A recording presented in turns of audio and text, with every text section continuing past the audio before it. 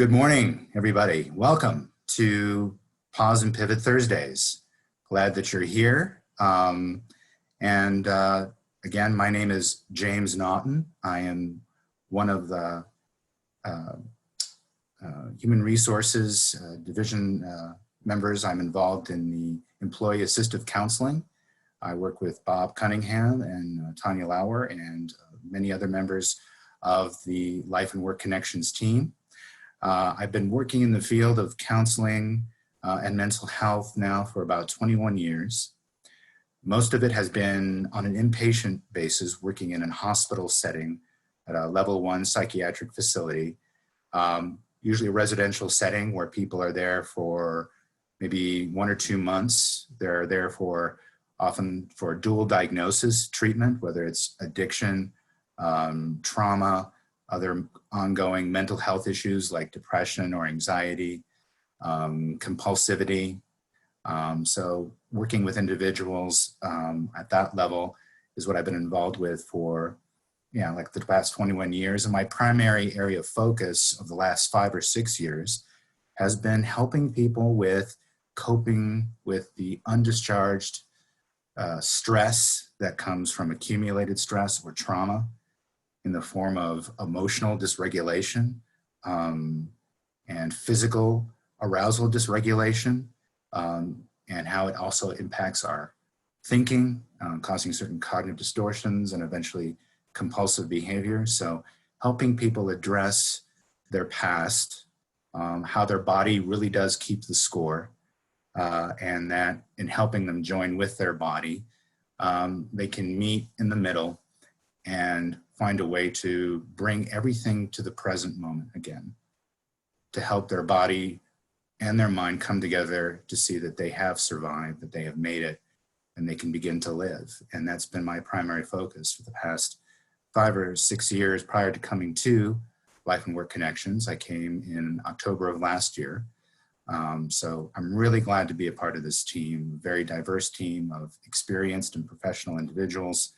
And I'm so happy to be a part of the university family and to be able to support everyone right now at this time with physical distancing and coping with the uncertainty that COVID has presented to all of us. So I'm glad we're here together today to be able to share this moment.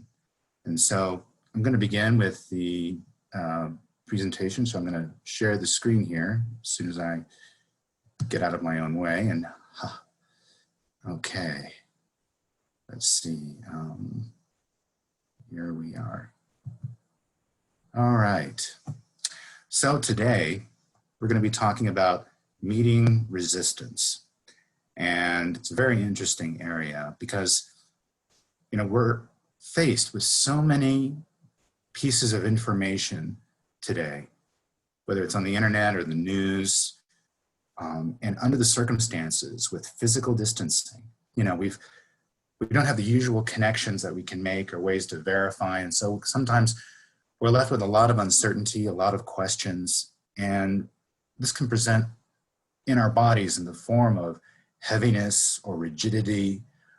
Emotionally, it can be that anxiety, it can be grief, it can be anger, frustration, but it is there in the body. And we can deal with it in all kinds of ways. And we're going to try dealing with it today by introducing to you again to how do we embody this? How do we embrace this experience and approach it from the idea of compassion, curiosity, and really treating ourselves kindly, and not rushing into decisions or actions that we might regret or just not think all the way through. So how can we really show up with curiosity and kindness? And that's what we really mean too by meeting resistance.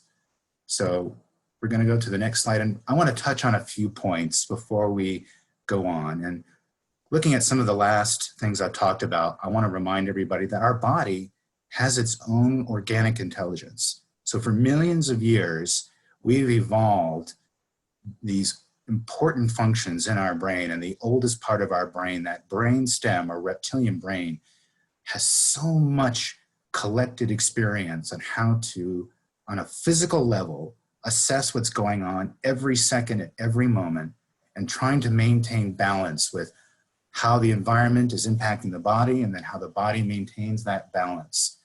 And that includes our own arousal, our fight-flight system, or returning back to engagement and being present when the threat is past. It's an incredible coordinated symphony that is already there that we can rely on. And our nervous system regulates our body and mind, and in many ways it does so through connection. So the more we can be a part of that experience, the more we can meet the challenges of the day with our body and bring in this intelligence and maybe begin to trust it and realize that our body has the capacity to handle things that maybe we didn't believe we could, but our body can help us realize that by learning to listen and to observe our body. Because when we do, as we get familiar with it, we begin to feel more present in the moment. We feel more capable because we're creating this spaciousness with experience. We're using more of and higher levels of our brain to be in the moment, and we can experience challenges and experiences as options and choices versus feeling locked into things that we can't escape from. And by embracing and embodying the uncertainty, or we'll call, the uncertainty and the confusion is this resistance. If we can embody and listen, we can meet this resistance, which is what we're going to do today. And, what is resistance? What exactly are we talking about? And looking at these quotes, they're really organized around this idea of how do we think about it, feel about it, and experience it. So what is resistance? Well, another way of saying that is kind of like ambivalence. It's simultaneously experiencing these contradictory feelings. It's like we're at a crossroads and we're kind of at that point and we're seeing two different ways to go here, but we're not sure, but not moving, not going one way or the other. We're feeling this discomfort. I experienced it this weekend. My parents came over for my birthday and we were practicing physical distancing in the backyard. And, we were handling cake with latex gloves and masks and talking and, and at the same time, I was at this crossroads where one, I want them to be safe, but I also want to hug them. And that push-pull created this discomfort in my body. And it was hard, and that can be what I mean by when we talk about that resistance, like we're feeling two opposites at once and motivations. But what's interesting about this is that this feeling can also be looked at as a voice. And it can be a voice inside that can move us not only towards change, but it can be a voice that also struggles against it, that tug and pull. And that example I gave was kind of simple, but let me give you an example of other kinds of resistance we might experience. Like we're at home, we're with our kids, we're working remotely, we're balancing a lot of things. And, on the one hand, we can say to ourselves, I love my kids, I love my children, but they drive me crazy. And sometimes that word "but," it doesn't allow us to deal with these two extreme thoughts. If I say that they drive me crazy, does that make me a bad parent? Or, we feel like there's something wrong with us that we can't seem to have both. And meeting resistance is learning to accept both experiences, having anger and sadness, or anger and happiness at the same time. So a lot of meeting resistance inside and in our minds is shifting from that "but" to "and." I love my children and sometimes they drive me crazy, and holding those two thoughts and moving into the body and letting our body just accept what is right now. And that helps us remove a lot of anxiety, gets us out of that dilemma, that stuckness, and we move into a set place of, this is what it is right now.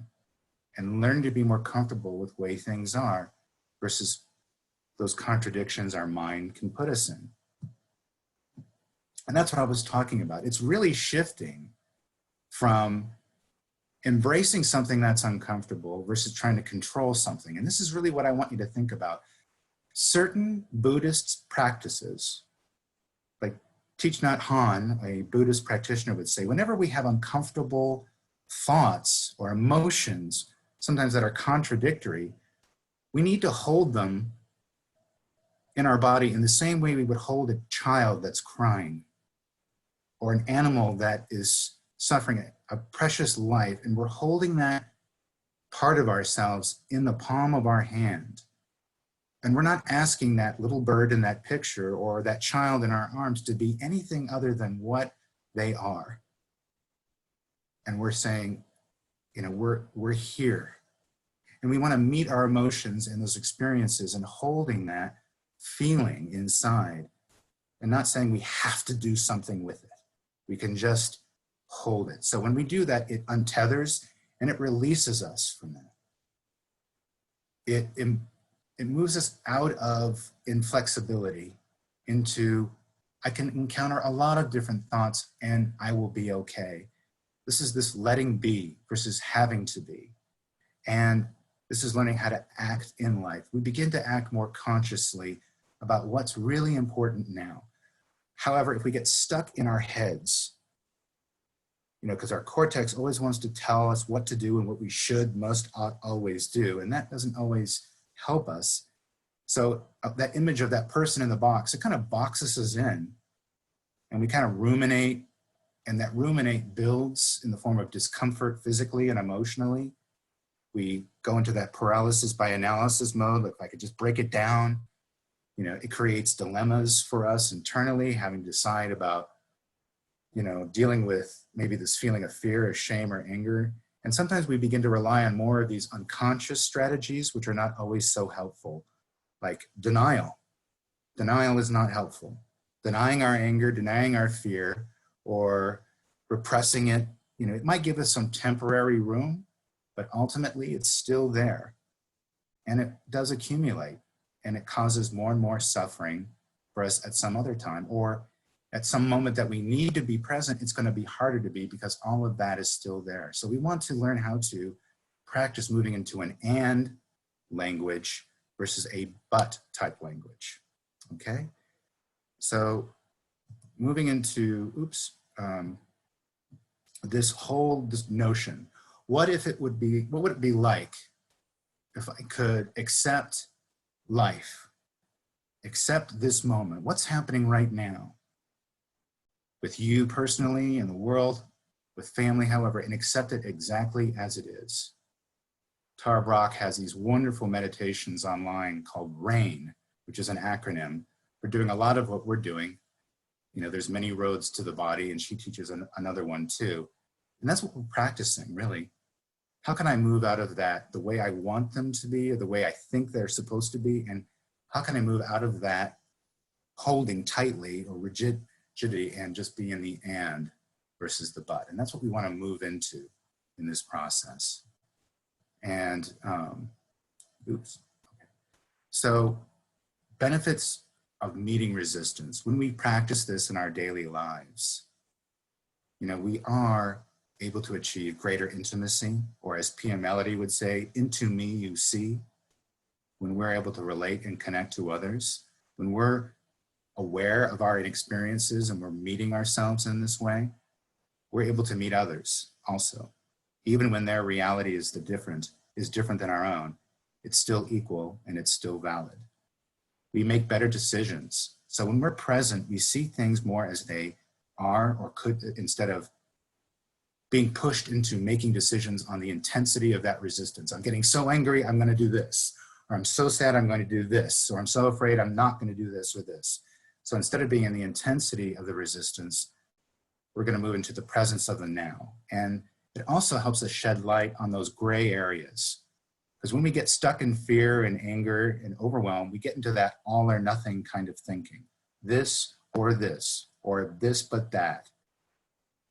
Gray allows us to invite a whole range of possibilities. And also, it teaches us to be self-aware. You know, we begin to wonder and be more curious about who we are and how important that inner experience is.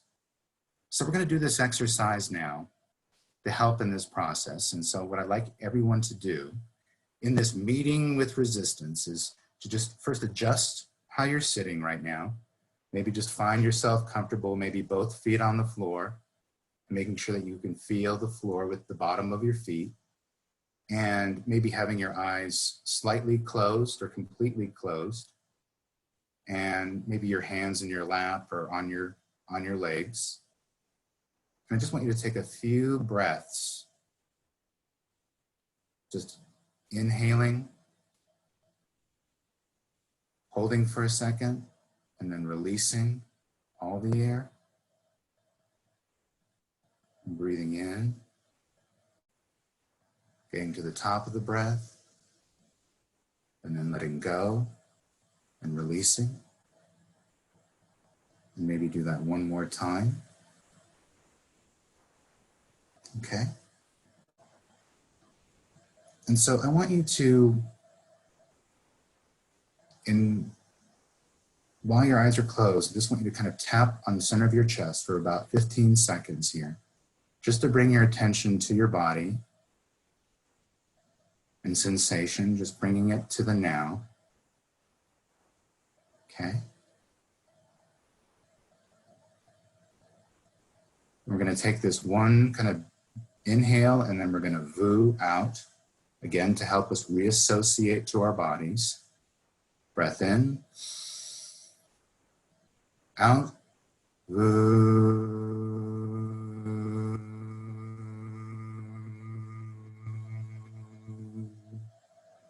And then just looking around, just continuing to tap, okay? And then stop tapping and just bringing your hands at your sides and closing your eyes. And what I want you to do is visualize the setting in which like whatever you're feeling right now, whether it's fear or anger or sadness or guilt. And I don't want this to be a deep, traumatic experience that you're trying to drop. It's whatever's showing up right now. And just visualize the setting in which you're experiencing this fear or this sadness or this anger. You know, what is predominant right now? It's just wondering, what feeling is my body showing and revealing to me right now that is predominant? Is it fear? Is it anger? Is it worry? Is it tightness even? And maybe let's bring our attention to where is that fear? Where is that tightness?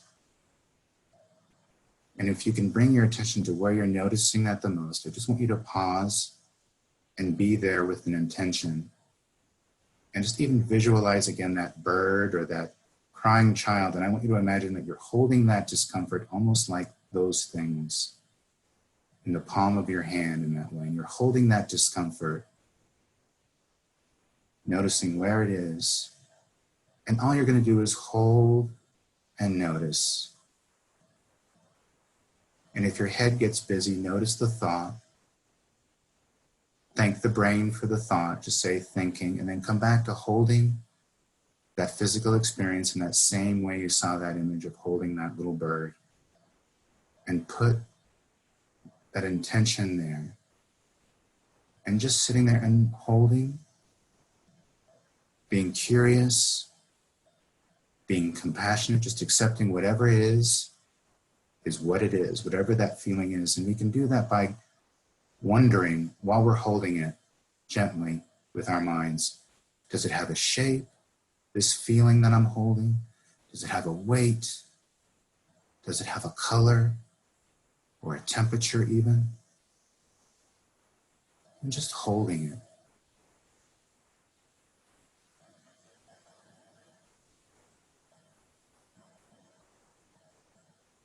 Just like that. And then with a thought, maybe in the form of a color or a light, maybe with that light, maybe letting that part of ourselves know that we will be here for that part. We are going to be that loving, supporting part to this part that's upset or injured or afraid. And maybe just say to that part, like you're speaking to it, and just say, I am here and I will not leave you, and I will listen to what you need. And just holding that and sending that thought in whatever form, light or energy, to that experience that you're holding with compassion.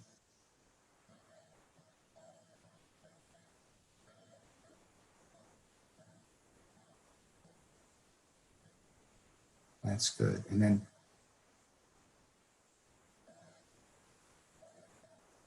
let's take a deep breath again. And maybe this time let's put our hand on our heart. Like Tanya was mentioning, and let's take 3 breaths.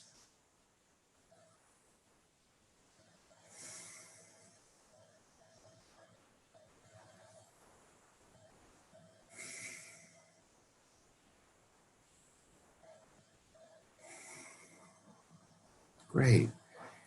And you can open your eyes and look around, and what you want to make with this hand on your heart is just that intention to check in with that part of you that you were holding, that you will check in on it from time to time and just listen, hold, and even wonder what maybe this part of me needs right now. And just being open to whatever comes up, not to judge it, but just to listen. You'll be amazed just what you learn and what you hear.